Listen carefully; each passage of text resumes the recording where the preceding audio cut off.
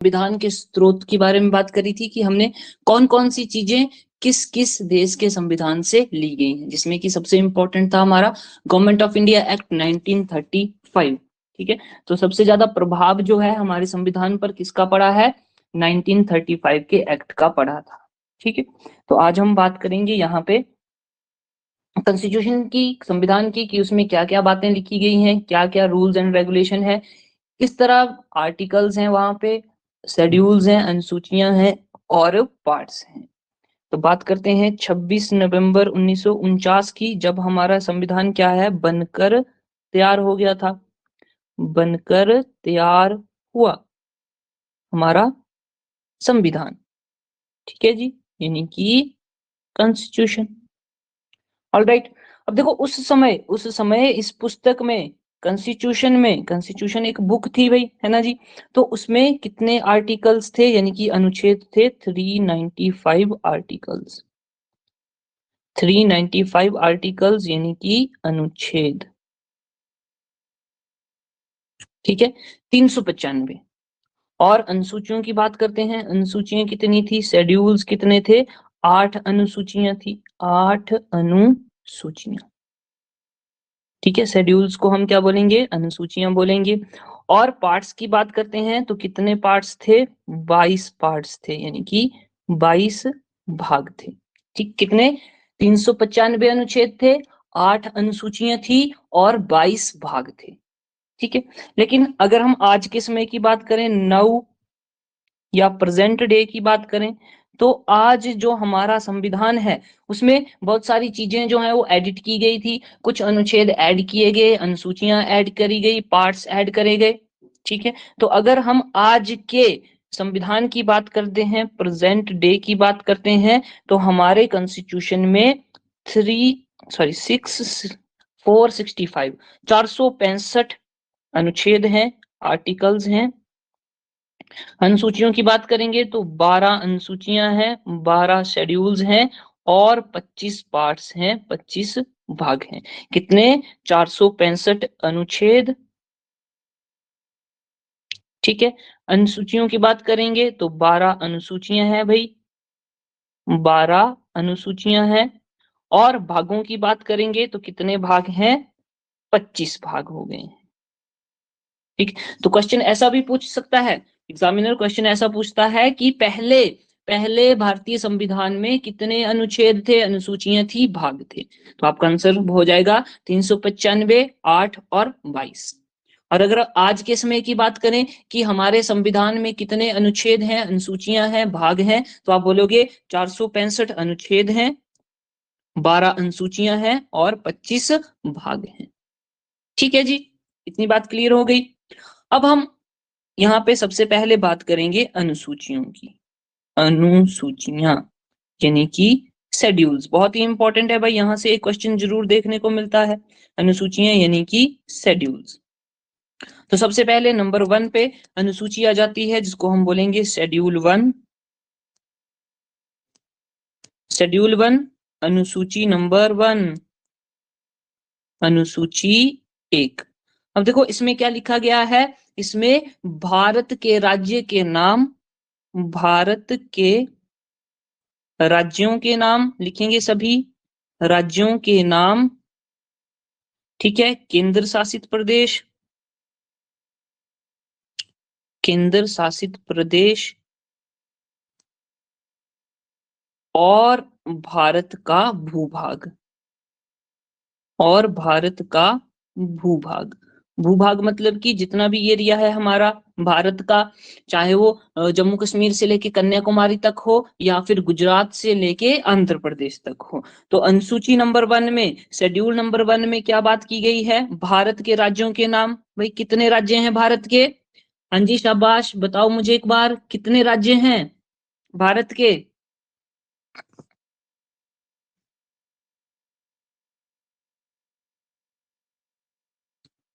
हाँ जी, बताओ।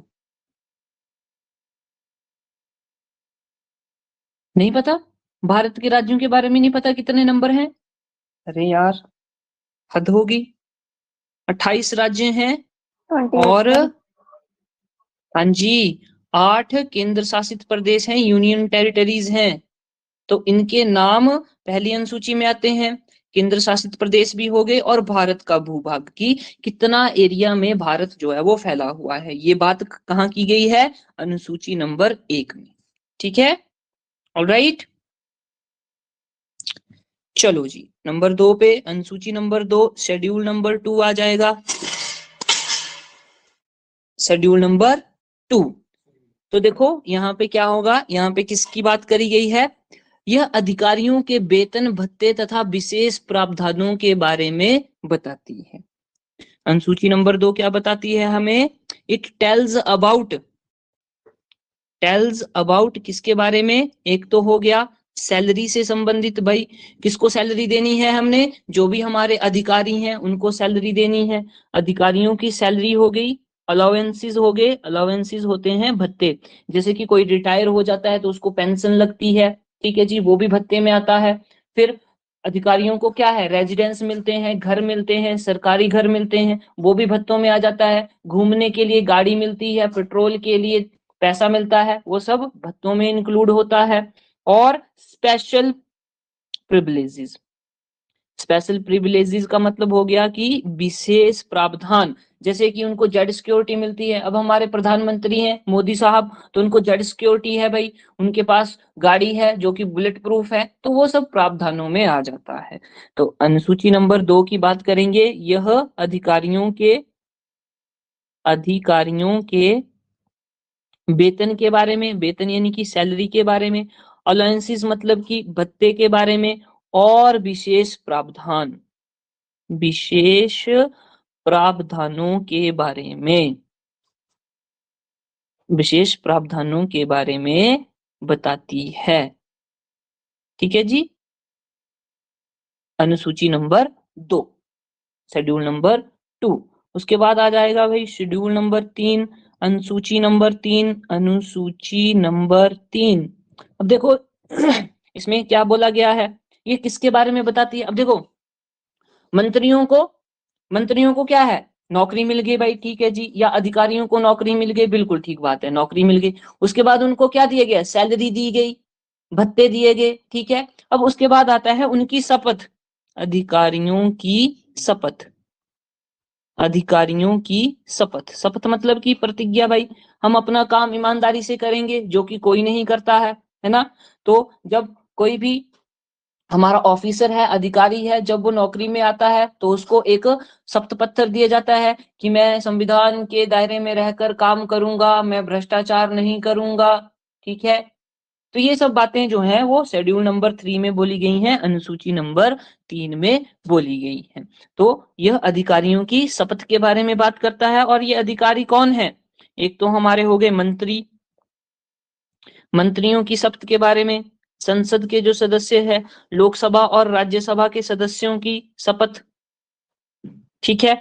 और न्यायालय के न्यायाधीश यानी कि जजेस ऑफ कोर्ट्स, जो हमारे सुप्रीम कोर्ट हैं, हाई कोर्ट हैं, डिस्ट्रिक्ट कोर्ट हैं, उनके जो जजेस होते हैं, न्यायालय के न्यायाधीश, उनकी शपथ के बारे में बताता है, न्यायाधीशों की शपथ, ठीक है जी। तो हम बोलेंगे शपथ को अंग्रेजी में बोलते हैं oath, oath of ministers, oath of ministers, member of members of parliament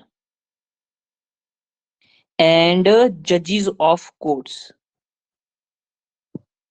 judges of courts, ठीक है। इतनी बात समझ में आई, अनुसूची नंबर 3, हाँ जी समझ में आई।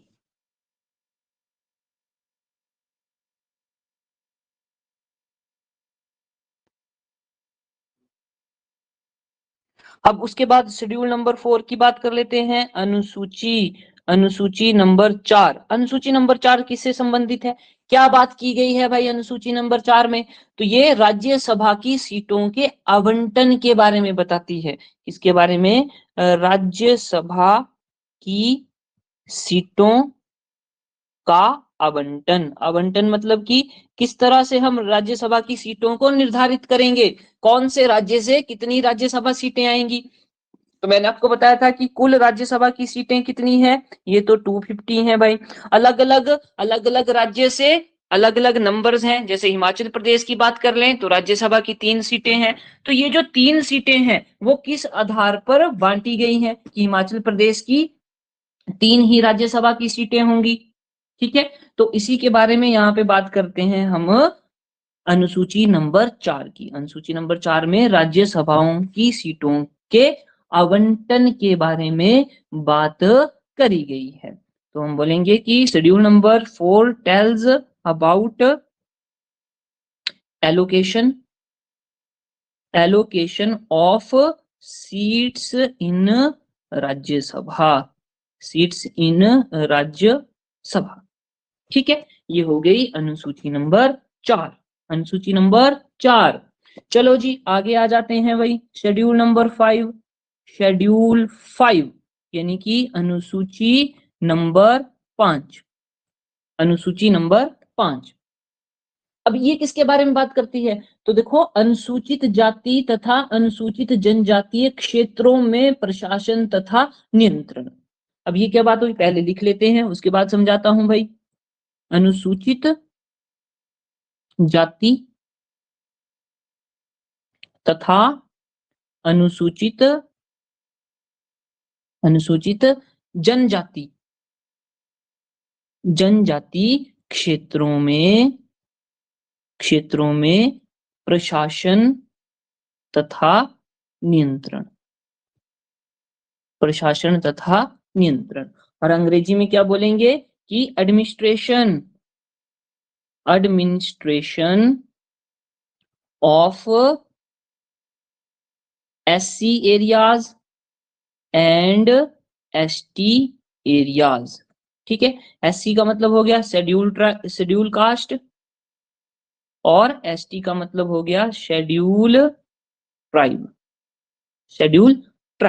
अब देखो, जैसे कि आपको पता है मलाना का नाम सुना होगा आपने। तो मलाना में क्या है भाई, बात करते हैं हम, मलाना में सबसे पुराना लोकतंत्र है और वो कैसा क्षेत्र है, शेड्यूल ट्राइब है, ST क्षेत्र है। तो वहां पे किस तरह से सरकार काम करेगी, वहां पे प्रशासन किस तरह से काम करेगा, तो इसके बारे में बताया गया है शेड्यूल 5 में। और बहुत सारे क्षेत्र ऐसे हैं, जनजातीय क्षेत्र हैं। आंध्र प्रदेश की बात कर लो, आप बात कर लो असम की, बॉर्डर एरियाज की बात कर लो, फिर उत्तराखंड में भी ST के क्षेत्र हैं। तो वहां पे किस तरह से सरकार काम करेगी, उस जगह की देखरेख कैसे करेगी, उस जगह पर कंट्रोल कैसे करेगी, नियंत्रण कैसे करेगी, ये बात करी गई है शेड्यूल नंबर 5 में। ठीक है, शेड्यूल नंबर 5 अनुसूची नंबर 5। उसके बाद आ जाता है हमारा शेड्यूल 6। शेड्यूल 6 यानी कि अनुसूची नंबर 6। अनुसूची नंबर 6। अनुसूची नंबर 6 में क्या बात करी गई है, यहाँ पे चार राज्यों के एडमिनिस्ट्रेशन की, 4 राज्यों के प्रशासन की बात करी गई है। तो मैं यहाँ पे लिखूंगा जनजातीय क्षेत्रों के प्रशासन के बारे में, प्रशासन के बारे में। ठीक है, यानी कि administration of tribal areas of 4 states. 4 राज्य इसमें आएंगे। कौन कौन से आएंगे भाई, ये देखो ATMM, इससे याद रखना है। A से आ जाएगा आपका असम, T से आएगा आपका त्रिपुरा, M से आएगा मिजोरम और दूसरे M से आएगा मेघालय। तो इन क्षेत्रों में, इन राज्यों में जो जनजातीय क्षेत्र हैं, ट्राइबल्स एरिया है, वहां पे कैसे प्रशासन चलेगा, सरकार कैसे काम करेगी, किसके अंडर आएंगे, ये सब बात करी गई है अनुसूची नंबर 6 में। अनुसूची नंबर 6। ठीक है, हाँ जी, समझ में आ रही है बातें। और ये ट्राइबल एरियाज कौन से होते हैं, जिनमें कि अपनी ही सरकार, उस क्षेत्र की अपने ही रूल्स होते हैं, अपनी ही रेगुलेशंस होती हैं। ठीक है, जनजातीय, तो जनजाति से हमें क्या याद आता है, जिंगालाला हु वाले लोग याद आते हैं। तो उस प्रकार के लोग वहां पे रहते हैं और वह सरकार की बात नहीं मानते हैं। वो बोलते हैं कि हमारे क्षेत्र में हमारे बनाए हुए रूल्स ही चलेंगे। तो फिर अब उस क्षेत्र को तो नियंत्रित करना है भाई, सरकार का काम है सभी की देखरेख करना। तो इस अनुसूची में उन राज्यों की बात करी गई है जहां पे ट्राइबल्स एरिया है, जनजातीय क्षेत्र है। ठीक, उसके बाद आ जाओ भाई शेड्यूल नंबर 7 में, अनुसूची नंबर 7, इसमें क्या बात बोली गई है? इसमें आ जाता है division of powers, division of powers. तो हमने जब हम कल बात कर रहे थे संविधान के स्रोत की, तो वहां पे भी डिवीजन ऑफ पावर्स की बात करी गई थी। शक्तियों का विभाजन कौन सी कंट्री से लिए गए हैं? शक्तियों का विभाजन, शाबाश बताओ भाई। शक्तियों का विभाजन कौन से देश के कॉन्स्टिट्यूशन से लिया गया है? हाँ जी शाबाश बताओ जल्दी से।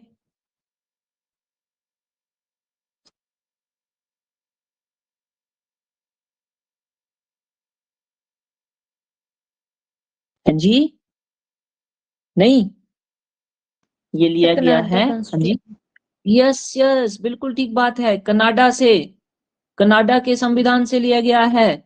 इसी तरह पुरानी चीजों को भी ये स्टडी में जोड़ना है। जैसे हमने साइकोलॉजी में पढ़ा कि हम पुराने पुराने ज्ञान का प्रयोग अगली अगली सिचुएशन में करते हैं, तो वही ये देखो बहुत अच्छा उदाहरण है ये। तो हमने पहले भी पढ़ा था भाई, डिवीजन ऑफ पावर हमने कनाडा के संविधान से लिए हैं। अब जब यहाँ पे डिवीजन ऑफ पावर्स की, शक्तियों के विभाजन की बात आई, तो हमें एकदम से याद आना चाहिए कनाडा। ठीक है, चलो भाई, डिवीजन ऑफ पावर्स यानी कि हमने शक्तियों का बंटवारा कर दिया। तो इसके लिए हमने 3 सूचियां बनाई, 3 लिस्ट्स 3 लिस्ट्स बनाई। एक होगी हमारी संघ सूची, जिसको हम अंग्रेजी में बोलेंगे यूनियन लिस्ट, यूनियन लिस्ट।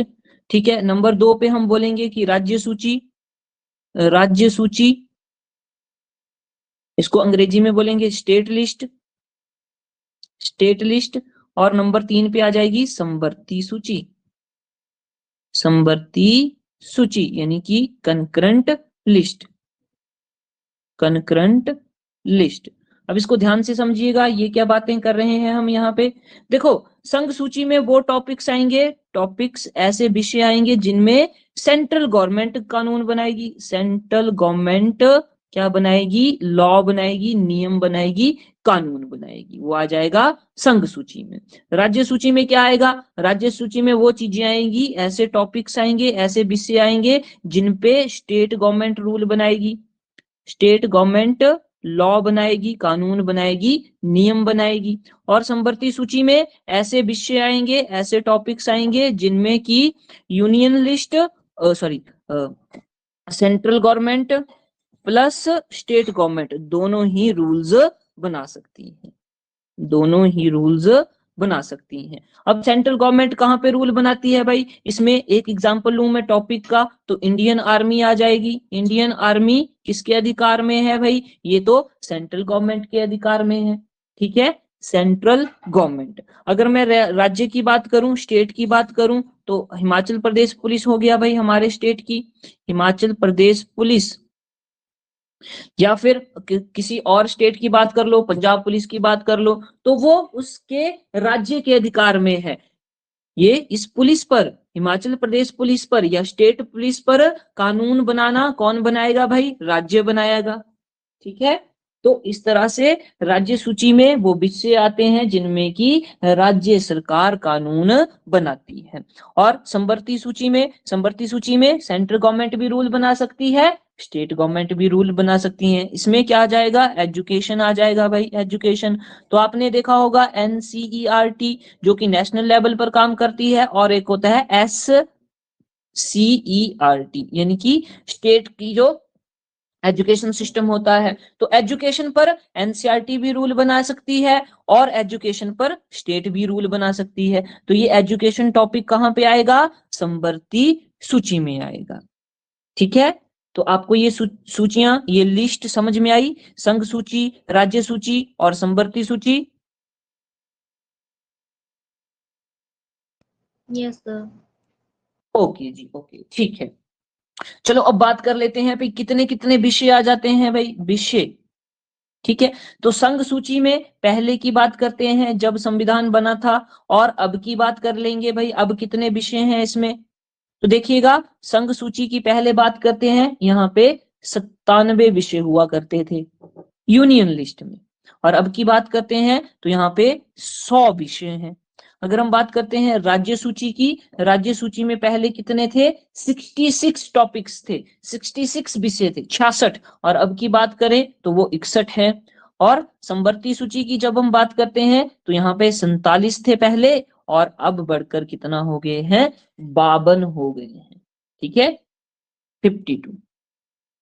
तो यहाँ विषय से भी क्वेश्चन पूछ लिया जाता है ना, अगर बहुत ही टफ एग्जाम डालना है एग्जामिनर ने तो विषय को पकड़ लेगा।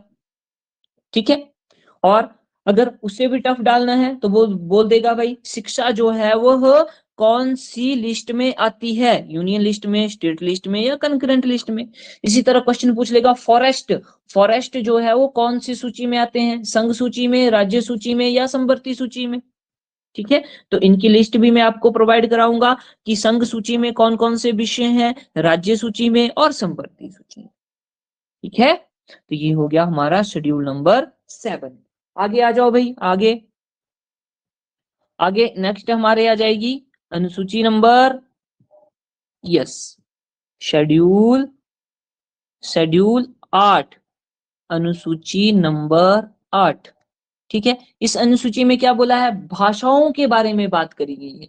किसके बारे में, भाषाओं, जो हमारे कॉन्स्टिट्यूशन में भाषाएं लिखी गई हैं, ठीक है, उनके बारे में, यानी कि संविधान द्वारा, संविधान द्वारा स्वीकृत,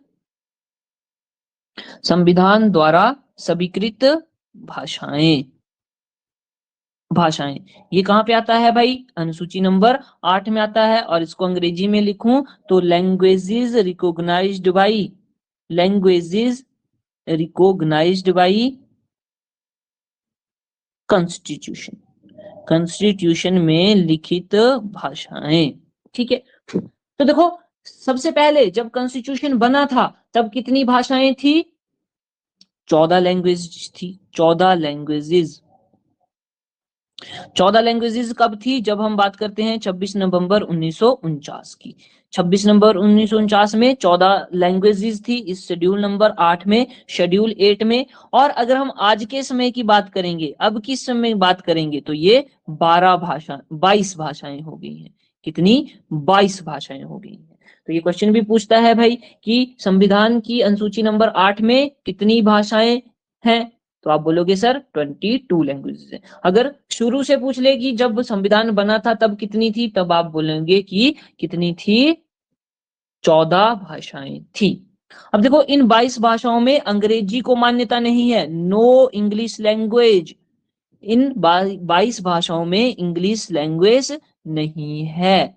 यानी कि हमारा जो संविधान है, भारत का संविधान है, उसमें अंग्रेजी भाषा को मान्यता नहीं है। ठीक है जी, तो देखो अब ये 14 से 22 हो गई, ये कब कब हुई ये भी जानना हमारे लिए बहुत जरूरी है। तो सबसे पहले हम बात करेंगे, एक संविधान संशोधन होता है। संविधान संशोधन का मतलब क्या बताया था कि संविधान में कुछ ऐड करना है या डिलीट करना है। तो 21वां संविधान संशोधन हुआ था, उसको बोलेंगे 21st constitutional amendment, amendment act. ये कब आया था, 1967 में आया था। यानी कि 21वां संविधान संशोधन, संविधान संशोधन अधिनियम, अधिनियम कब आया था भाई, 1967 में आया था। और इस संविधान संशोधन के अकॉर्डिंग क्या हुआ था, सिंधी भाषा, सिंधी जो लैंग्वेज है उसको जोड़ा गया था संविधान में। और ये कौन से नंबर की, 15th लैंग्वेज बनी थी, 15वें नंबर की भाषा बनी थी। ठीक है, तो 21वें संविधान संशोधन से 15वीं भाषा को जोड़ा गया था, ये इंपॉर्टेंट बात आ गई। फिर उसके बाद एक और संविधान संशोधन होता है, 71वां संविधान संशोधन, 71 कॉन्स्टिट्यूशनल अमेंडमेंट एक्ट, और ये कब होता है? 1992 में होता है।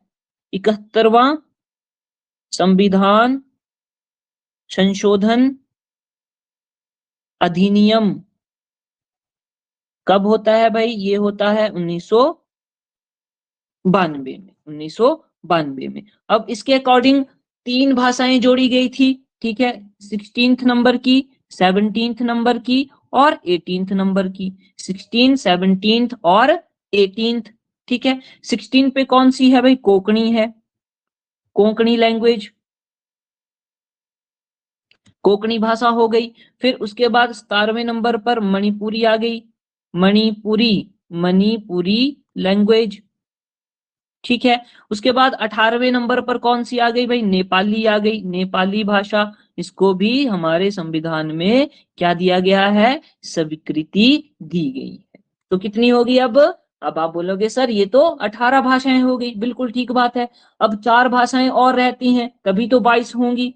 तो अगले स्टेप में हम लिखेंगे 92 संविधान संशोधन, 92nd अमेंडमेंट एक्ट 2003, ये 2003 में हुआ था। 92वां संविधान संशोधन अधिनियम कब हुआ? ये 2003 में हुआ भाई। इसके अकॉर्डिंग क्या हुआ? 4 भाषाएं जोड़ी गई, एक तो 19वें नंबर की, एक 20वें नंबर की, 21वें नंबर की और 22वें नंबर की, ठीक है। 19वें नंबर पर कौन सी आ गई भाई? बोडो, बोडो नाम की भाषा आई, ठीक है। 20 नंबर पर आ गई डोगरी, डोगरी भाषा आ गई भाई, जम्मू कश्मीर वाली और कांगड़ा के कुछ इलाकों में भी बोली जाती है। 21वें नंबर पे आ गई मैथिली, मैथिली नाम की भाषा, ठीक है, मैथिली। और उसके बाद संथाली, लास्ट में 22वें नंबर वाली कौन सी है? संथाली, ठीक है। देखो ये एचपी टैट के लिए हो सकता है यहां से क्वेश्चन ना पूछे, लेकिन जो आपका कमीशन होगा, ठीक है, हिमाचल प्रदेश आर्ट्स का टीजीटी का जो कमीशन होगा, उसमें जरूर यहां से क्वेश्चन पूछा जाएगा, 100% क्वेश्चन पूछा जाएगा, ठीक है। और आपको एग्जामिनेशन लेवल आज का पता ही है, किस तरह से एग्जाम में क्वेश्चन पूछे जा रहे हैं डिफिकल्ट करके, तो यहां से क्वेश्चन बनने की संभावना पूरी पूरी है, ठीक है। तो देखो हम जो यहाँ पे करवा रहे हैं वो एचपी टैट के लिए तो जरूरी है, और ये जो जीके आप जितना भी पढ़ोगे हर एक एग्जाम में पूछा जाएगा, हर एक एग्जाम में पूछा जाएगा, ठीक है। तो ध्यान से बातों को, अगर आप यहाँ पे टैट की तैयारी कर रहे हो, इसके साथ साथ आपकी बाकी एग्जाम्स की तैयारी भी हो रही है, ठीक है। चाहे आप हाउस वाइफ्स हैं, लेडीज हैं, मैरिड हैं, चाहे, लेकिन लिखो हिम्मत नहीं हारनी होती है, पढ़ना होता है, ठीक है। बहुत सारे अप्स एंड डाउन्स लाइफ में आते हैं, कहीं पे कोई परेशानी है, कहीं फैमिली में कोई दिक्कत है, लेकिन जो आपने पढ़ाई करी हुई है उसको व्यर्थ नहीं जाने देना है, ठीक है। तो ध्यान से यहाँ पे एक बार ही पढ़ लेना है, समझ में ना आए तो मेरे से पूछना है भाई, बार बार पूछना है, ठीक है। और अगर आपने ये एक बार पढ़ लिए, नोट्स बना लिए, फिर इनको क्या करना है? रिवाइज करते रहना है। कोई भी एग्जाम होगा रिवाइज करते रहो, रिवाइज करते रहो, तभी जो है जीके आएगा, रिवाइज करने से ही आएगा, ठीक। चलो जी, ये तो बातें हो गई आउट ऑफ द सिलेबस। अभी सिलेबस पर फिर से आ जाते हैं। ये हो गया शेड्यूल नंबर 8। अब नेक्स्ट शेड्यूल, शेड्यूल नंबर 9 की बात करते हैं, अनुसूची नंबर 9। अब देखो मैंने बोला कि जब संविधान बना ही था तब कितनी अनुसूचियां थी? 8 अनुसूचियां थी, जो कि पहले हमारे कंप्लीट हो गई।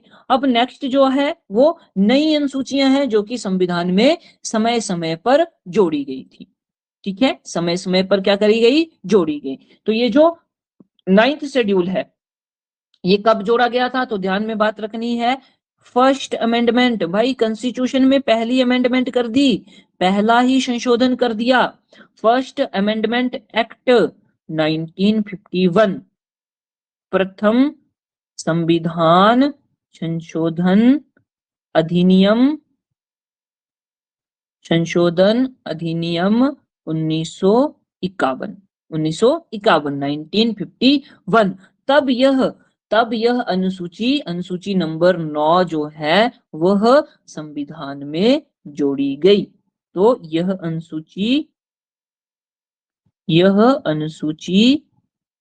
प्रथम संविधान संशोधन अधिनियम 1951 द्वारा जोड़ी गई।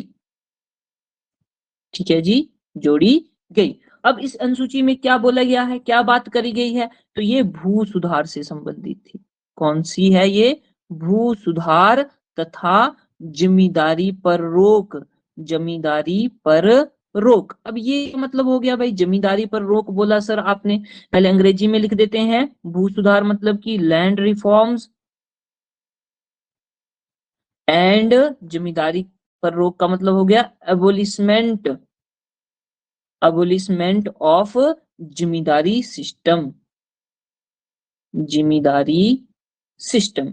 अब देखो पुराने समय में क्या होते थे, मान लीजिए कि गांव का एक व्यक्ति है, उसके पास ही सारी जमीन है गांव की, और बाकी जितने भी व्यक्ति हैं, बाकी जितने भी गांव के फैमिलीज हैं, उनको कोई भी जमीन नहीं है। और वो लोग क्या करते हैं, उस व्यक्ति के खेतों में काम करते हैं और अपनी रोजमर्रा की जिंदगी को चलाते हैं, खाने का प्रबंध करते हैं भाई। ठीक है, तो सरकार ने बोला भाई ऐसा नहीं होगा, बिल्कुल नहीं होगा, सभी को जमीन दी जाएगी।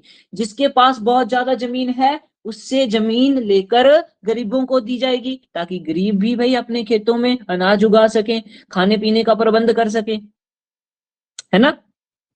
तो यही थे लैंड रिफॉर्म्स, यानी कि भूमि के लिए न्यू लॉज आए गए, भूमि के लिए नए कानून लाए गए, जिनको बोला हमने भू सुधार, लैंड रिफॉर्म्स। और जिम्मेदारी प्रथा पर रोक लगाई गई, जिसके पास ज्यादा जमीन है भाई दे दो, गरीबों को दे दो भाई। ठीक है, तो ये हो गए अबोलिशमेंट ऑफ जिम्मेदारी सिस्टम, जो कि शेड्यूल नंबर 9 बात करता है। ठीक है जी, इतनी बात क्लियर हो गई। आप बोलोगे कि हाँ जी सर समझ में आ रहा है ना। चलो भाई, उसके बाद आ गया हमारा शेड्यूल नंबर 10, शेड्यूल नंबर 10 यानी कि अनुसूची नंबर 10। अब इस अनुसूची को कब जोड़ा गया संविधान में, ये हमारे लिए इंपॉर्टेंट बात रहती है। तो it was added, it was added by 52nd amendment act, constitutional amendment act 1985।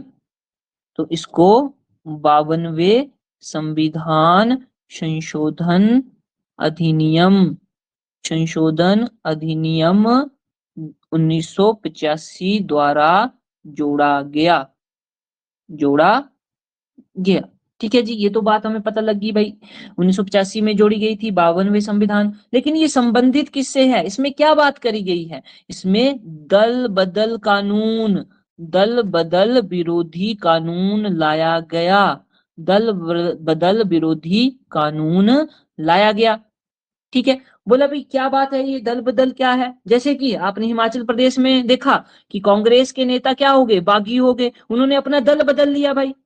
ठीक है जी, सरकार के साथ उन्होंने बोला कि हाँ हम कांग्रेस के व्यक्ति हैं, कांग्रेस सरकार के साथ, लेकिन उन्होंने कांग्रेस सरकार को क्या कर दिया, धोखा दे दिया, यानी कि अपना दल बदल लिया। तो फिर क्या कर किया जाएगा उन लोगों का, उन लोगों को डिस्क्वालीफाई कर दिया, उनको बाहर निकाल दिया, भाई जाओ आपका इधर कोई काम नहीं है, अब आपने तो हमें धोखा दे दिया। तो वही होता है दल विरोधी कानून, कि जब कोई नेता अपनी पार्टी को बदल लेता है। लेकिन ऐसा नहीं चलेगा भाई, तभी तो हमारे जो एमएलए थे कांग्रेस के, जो जितने भी थे, उनको क्या कर दिया गया, हटा दिया गया, है ना। तो आपने देखा होगा, न्यूज सुनी होगी कि अब वो कहाँ पे है, शामिल हो गए हैं बीजेपी पार्टी में, शामिल हो गए हैं, कई कहीं और चले गए हैं, है ना। तो ये होता है दल विरोधी कानून, दल बदल, यानी कि अगर कोई अपना दल बदलेगा, अपनी पार्टी बदलेगा, तो उसको क्या कर दिया जाएगा, बाहर निकाल दिया जाएगा, सस्पेंड कर दिया जाएगा। ठीक है, अंग्रेजी में इसको बोलेंगे anti defection law, anti defection law. ठीक है, एंटी डिफेक्शन लॉ। और इसके अकॉर्डिंग क्या होता है, disqualification, disqualification of MPs, MPs आ गए, एमएलएज आ गए, एमएलएज आ गए, and MLC, MLC member of legislative council, जो कि स्टेट में होती है। ठीक है, on the ground, on the ground of defection, on the ground of defection क्या किया जाएगा भाई, इन एमएलए को जिन्होंने दल बदल होगा है उनको क्या कर दिया जाएगा, डिस्क्वालीफाई कर दिया जाएगा, सस्पेंड कर दिया जाएगा। ठीक, इतनी बात हो गई। तो ये थी हमारी अनुसूची नंबर 10। उसके बाद आ जाता है शेड्यूल नंबर 12, अनुसूची नंबर 11 आएगा भाई, पहले 11, अनुसूची नंबर 11। अब इसको देख लेते हैं भाई, अनुसूची नंबर 11 में क्या बात करी गई। तो अनुसूची नंबर 11 कब ऐड करी गई, पहले वो देख लेते हैं। इट वाज एडेड बाय कौन से, 73rd constitutional amendment act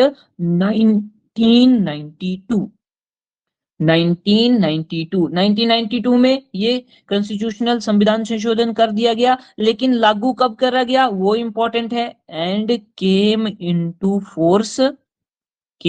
force on 1993 में यह लागू किया गया। ठीक है, कानून कब बन गया भाई, ये 73rd कॉन्स्टिट्यूशनल अमेंडमेंट एक्ट में 73वें संविधान संशोधन अधिनियम 1992 में, और लागू कब हुआ, और लागू 1993 को हुआ। ठीक है, तो 73rd कॉन्स्टिट्यूशनल अमेंडमेंट एक्ट ध्यान में रखना है। अब इसके अकॉर्डिंग क्या बात कर गई, पंचायती राज को अनुसूची में जोड़ा गया। पंचायती राज, अंग्रेजी में भी इसको क्या बोलेंगे, पंचायती राज ही बोलेंगे। पंचायतों को संवैधानिक दर्जा दिया गया। कौन सा दर्जा, संवैधानिक। पहले जो थी, जो हमारी ग्राम पंचायत हैं, वो संविधान में नहीं होती थी, लेकिन शेड्यूल 11 जब ऐड किया गया तब पंचायती सिस्टम को संवैधानिक दर्जा दिया गया, और यह एक शेड्यूल भी बनाया गया। ठीक है, आगे हम अनुच्छेदों में देखेंगे कि पंचायत कौन से अनुच्छेद में आती है, कौन से भाग में आती है। वैसे अभी बता दूं तो 9, भाग नंबर 9 में आती हैं। आगे हम पढ़ेंगे इसको बहुत अच्छे तरीके से। ठीक है जी, इतनी बात समझ में आ गई। शेड्यूल नंबर 11 किससे संबंधित है, पंचायती राज से, पंचायतों से संबंधित है। नेक्स्ट देखो, शेड्यूल नंबर 12 अनुसूची नंबर 12। तो इसके बारे में बात कर लेते हैं, कब ऐड करी गई। तो सबसे पहले यही क्वेश्चन बनता है, तो ये आएगा 74वां संविधान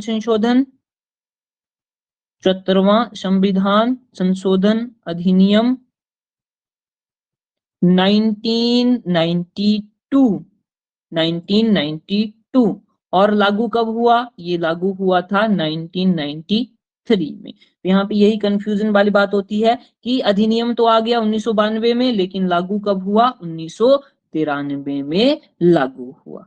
ठीक है, तो ये ध्यान में रखिएगा। और इस अनुसूची के अकॉर्डिंग क्या हुआ, म्युनिसिपैलिटी सिस्टम, नगर पालिका का प्रावधान। तो देखो हमारे शहरों में क्या होती है भाई, नगर पालिका होती है, म्युनिसिपल कॉर्पोरेशन होती है, जिसको हम क्या बोलते हैं, म्युनिसिपैलिटी बोलते हैं। Municipality system. ठीक है, तो ये हो गए हमारे 12 अनुसूचियां। बहुत ही इंपॉर्टेंट है भाई, भूलना नहीं है इनको।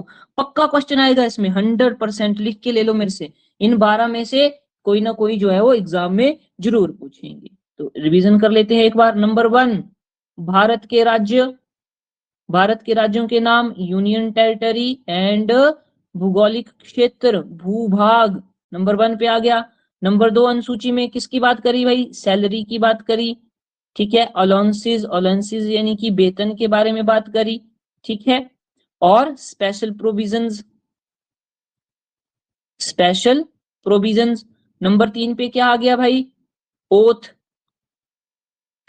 ओथ यानी कि शपथ की बात करी हमने। ठीक है, अधिकारियों की शपथ कौन कौन से है भाई, मंत्री हैं हमारे, राज्यसभा लोकसभा के सदस्य हैं, साथ में कौन थे भाई, जजेस थे।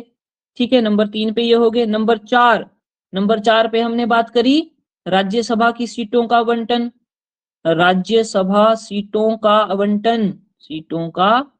आवंटन। ठीक है, नंबर 5 पे SC एंड ST एरियाज का एडमिनिस्ट्रेशन या प्रशासन, ठीक है। नंबर 6 पे 4 ट्राइबल एरियाज, 4 राज्यों, यहाँ पे लिखेंगे 4 राज्यों के ट्राइबल एरियाज का प्रशासन। और वो कौन कौन से थे भाई? सर आप बोलोगे ये 4 आपने बताया, एटीएम, एटीएम यानी कि जो हम एटीएम SBI कार्ड या पंजाब बैंक का कार्ड, वो एटीएम में जाते हैं पैसे निकलवाने के लिए, वो वाला एटीएम, और एक और एम लगा दो भाई, ठीक है। ए से क्या आ गया? असम आ गया, टी से आ गया त्रिपुरा आ गया, ठीक है, एम से आ गया मिजोरम, और दूसरे एम से क्या आ गया? मेघालय, ठीक। नंबर 7 में क्या हुआ? डिवीजन ऑफ पावर हो गया, शक्तियों का विभाजन, डिवीजन ऑफ पावर्स, जिसमें कि 3 लिस्ट देखी हमने, स्टेट लिस्ट थी एक यूनियन लिस्ट थी और एक कंकरेंट लिस्ट थी, कंकरेंट लिस्ट, ठीक है। नंबर 8 में क्या बात करी? भाषाओं की बात करी, भाई कितनी भाषाओं को मान्यता है संविधान में? 22 भाषाएं हमने देखी, ठीक है। नंबर 9 पे ये प्रथम संविधान संशोधन 1951 के द्वारा ऐड किया गया था, और इसमें भू सुधार की बात करी, भू सुधार की, और जमींदारी प्रथा का अंत, जमींदारी प्रथा का अंत, ठीक है। उसके बाद नेक्स्ट हमने 10वीं अनुसूची की बात करी, 10वीं अनुसूची, ठीक है जी। कब जोड़ी गई भाई? कब जोड़ी गई थी भाई? मेरे को बताओ जरा, मैं भूल रहा हूं अभी। 10वीं अनुसूची कब जोड़ी गई?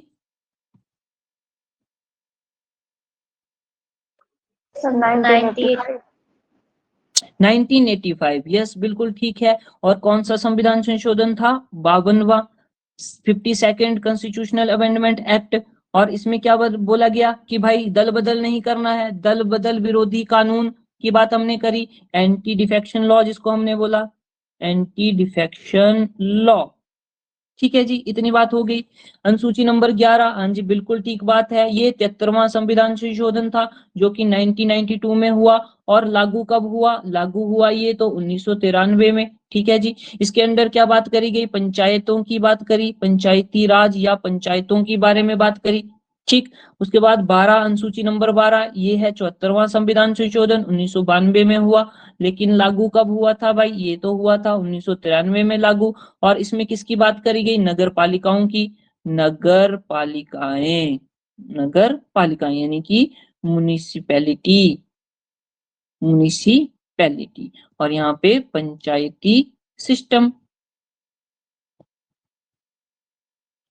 पंचायती सिस्टम,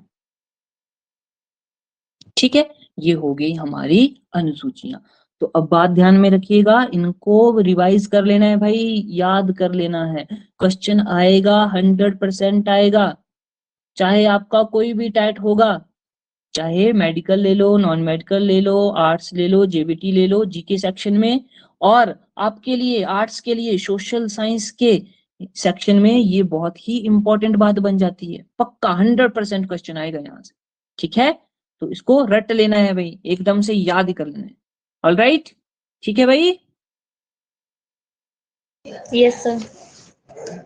ओके जी, ओके, ठीक है। फिर आज यहीं तक क्लास